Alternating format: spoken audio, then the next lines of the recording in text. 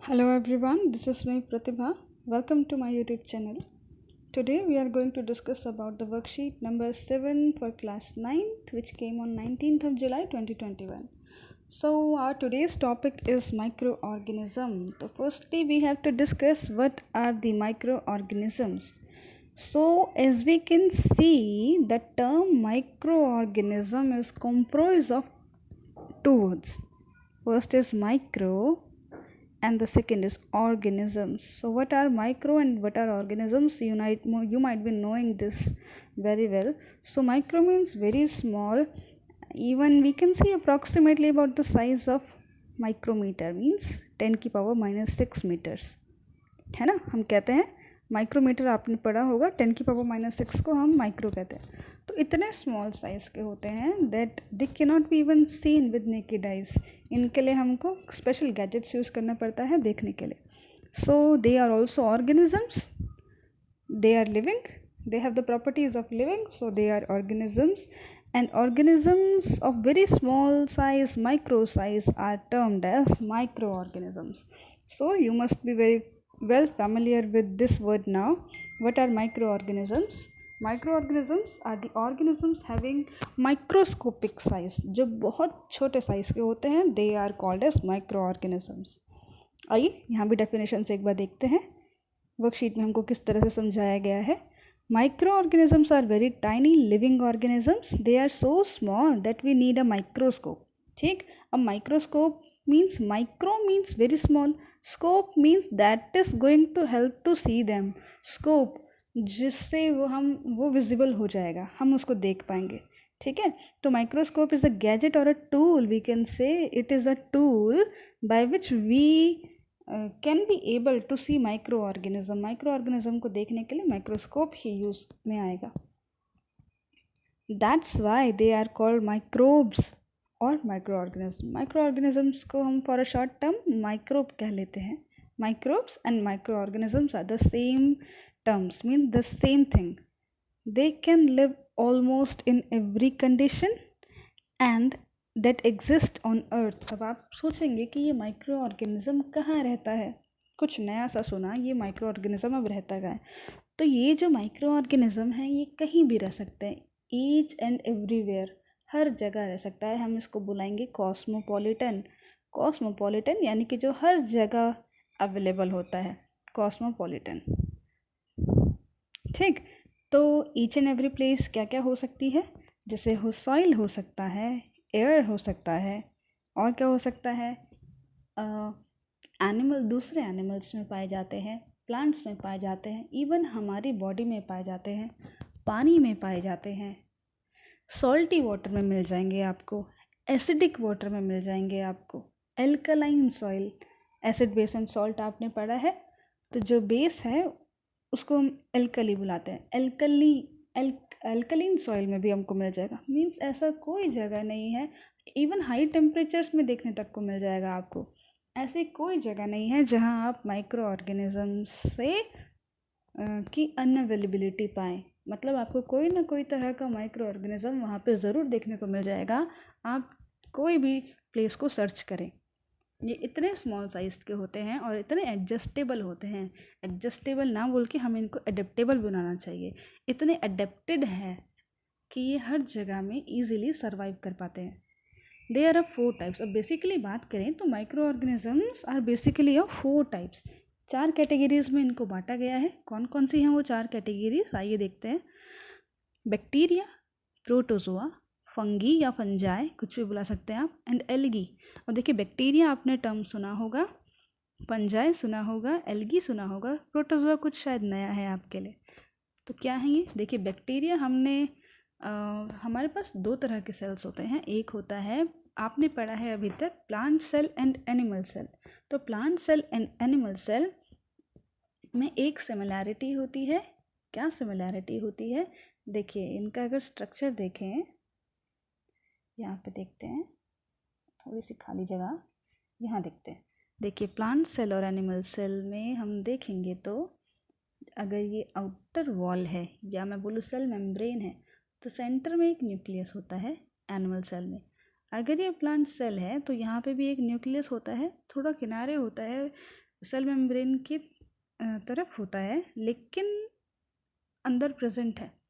ठीक, एक चीज़ और, अब हमारी जो प्लांट सेल है उसके पास एक आउटर कवरिंग और होती है जिसको हम सेल वॉल बुलाते हैं, जो कि एनिमल सेल में नहीं होता।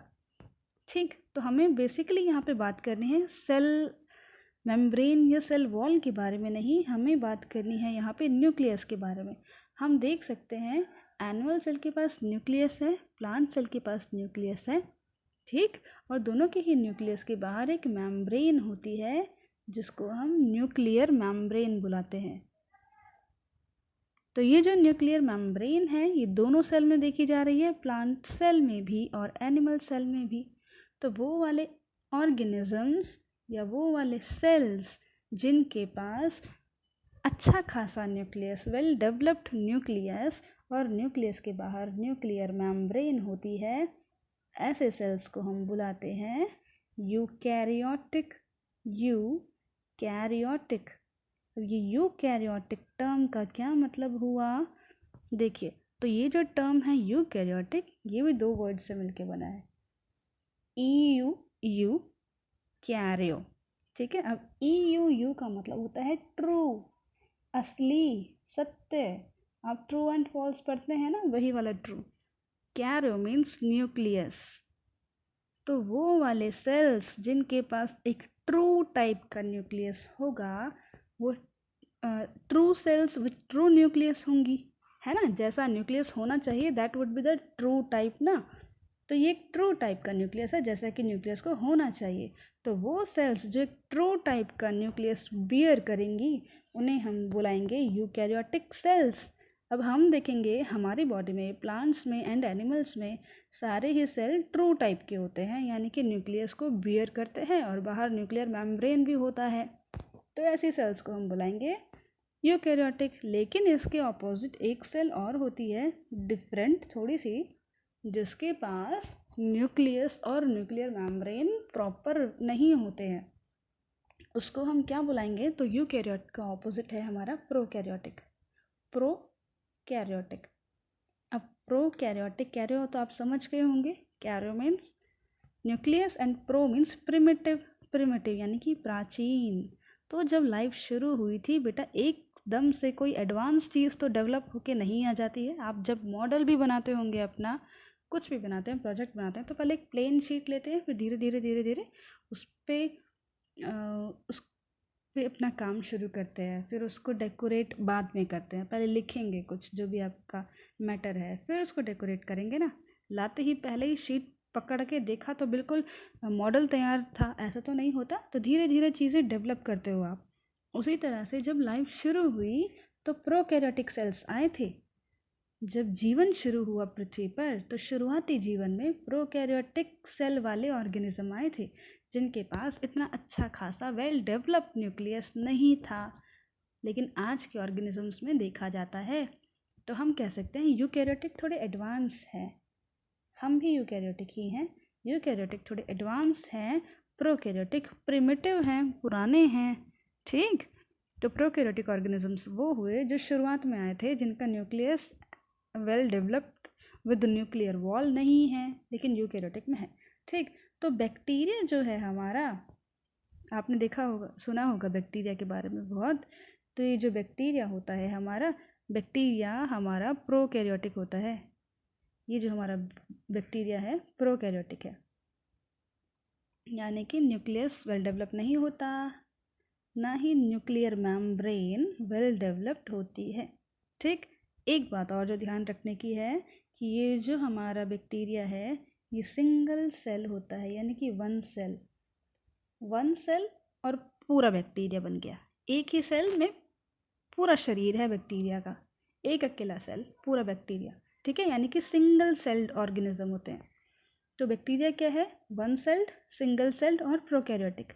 अब प्रोटोजोआ देखिए, प्रोटोजोआ बैक्टीरिया का ठीक ऑपोजिट है। क्या? ठीक ऑपोजिट नहीं, कुछ चीज़ में ऑपोजिट है। क्या होगा? तो प्रोटोजोआ भी वन सेल्ड है बैक्टीरिया की तरह, लेकिन प्रोकैरियोटिक नहीं है, यूकैरियोटिक है। यूकैरियोटिक याद है आपको? वेल डेवलप्ड न्यूक्लियस और न्यूक्लियर मेम्ब्रेन होती है। तो प्रोटोजोआ क्या हुए? यूकैरियोट हैं, लेकिन सिंगल सेल्ड है, बैक्टीरिया की तरह सिंगल सेल्ड, लेकिन बैक्टीरिया की तरह प्रोकैरियोट नहीं है, यूकैरियोट है। आई होप आपको उतना क्लियर हो गया होगा। आगे फंजाई की बात कर लेते हैं। तो फंजाई भी हमारे यूकैरियोटिक है। और एल्गी, एल्गी क्या होती है? काई हम जो देखते हैं बारिश में या किसी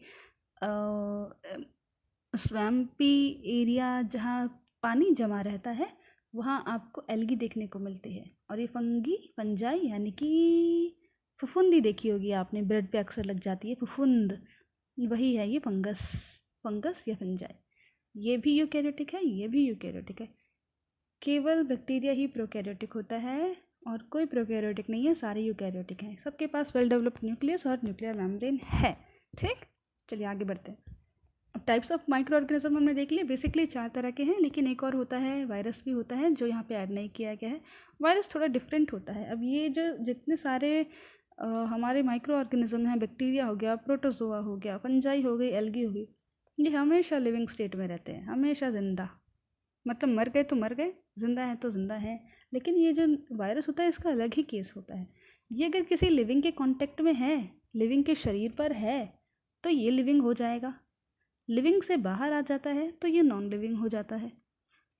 तो ये थोड़ा डिफरेंट इसका एस्पेक्ट आ जाता है। तो वायरस नॉन लिविंग और लिविंग दोनों के बीच में एक लिंक की तरह काम कर रहा है। लिविंग से नॉन लिविंग, नॉन लिविंग से लिविंग के बीच का एक लिंक, जोड़ है, जहाँ से धीरे धीरे नॉन लिविंग से लिविंग का डेवलपमेंट शुरू हुआ। तो कोविड-19 जो आजकल हम देख रहे हैं, कोरोना चल रहा है, तो कोरोना का अगर आपको पूरा नाम पता होगा, हम बुलाते हैं कोविड-19। तो देखिए, दूसरा कलर यूज़ करते हैं, थोड़ा डार्क ले लेते हैं। तो हम बुलाते हैं डिजीज़ का नाम कोविड-19। तो कोविड क्या है?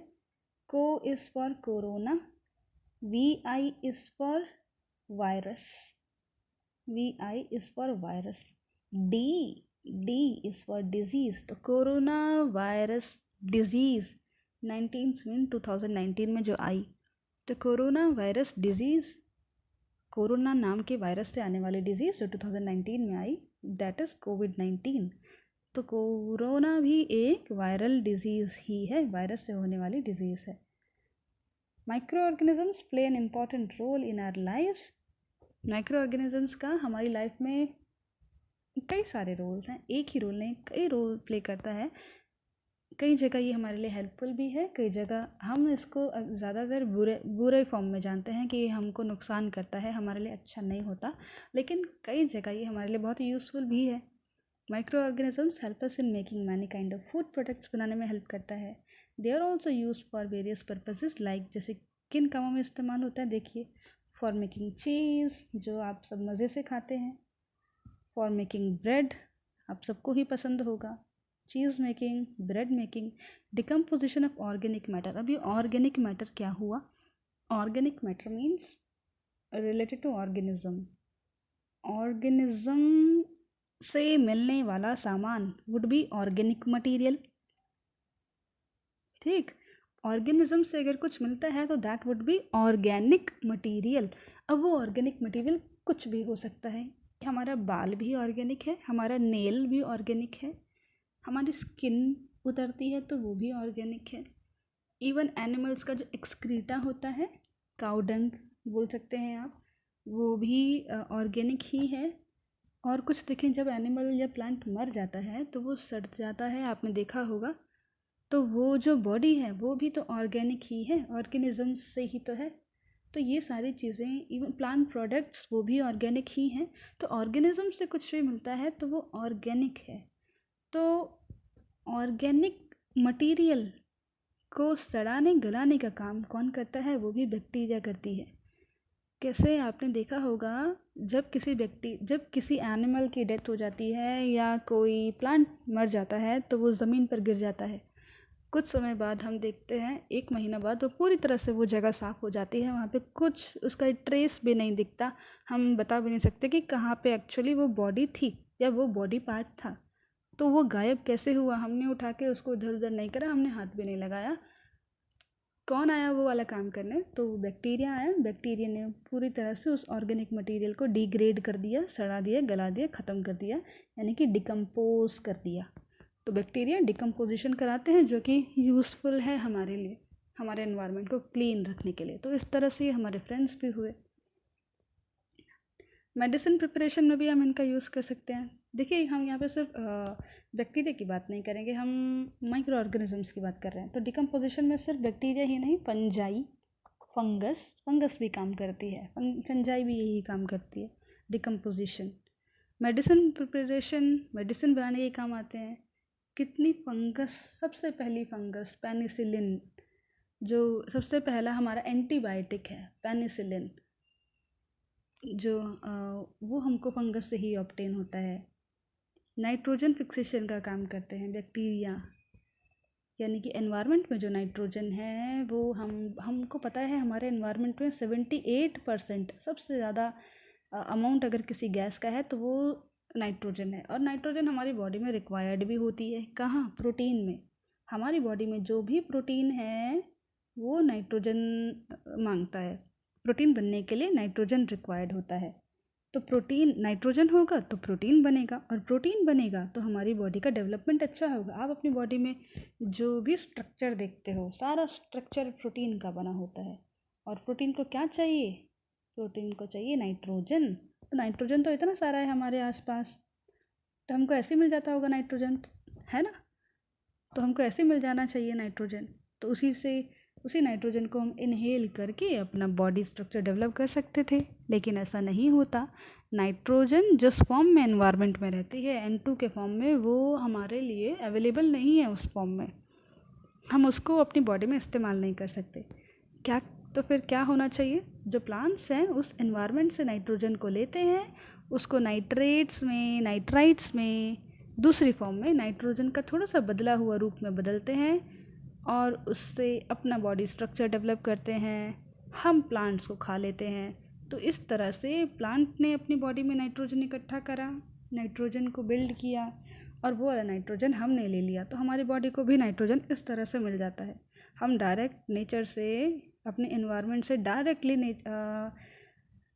नाइट्रोजन को ऑब्टेन नहीं कर सकते। चलिए आगे बात करते हैं।